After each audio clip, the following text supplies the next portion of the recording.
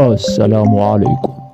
يرتقب أن تستمر الوضعية الجوية بالمغرب على المنحى نفسه خلال القادم من الساعات، مع توقعات بنزول تساقطات مطرية وثلجية ما بين يوم غد الجمعة ويوم الاثنين المقبل بمجموعة من مناطق المغرب، موازاة مع استمرار درجات الحرارة في الانخفاض.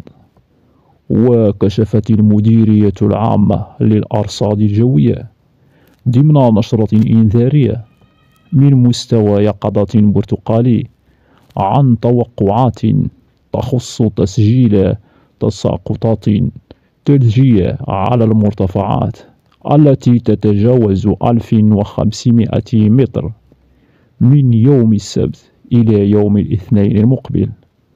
من المرتقب أن تتراوح ما بين 20 و40 سنتيمترا بعمالات وأقاليم أزلال وبني ملال وتنغير والحوز وورزازات، وبين 10 و20 سنتيمترا بعمالات وأقاليم إفران وبلمان وشيشاوة وتارودانت.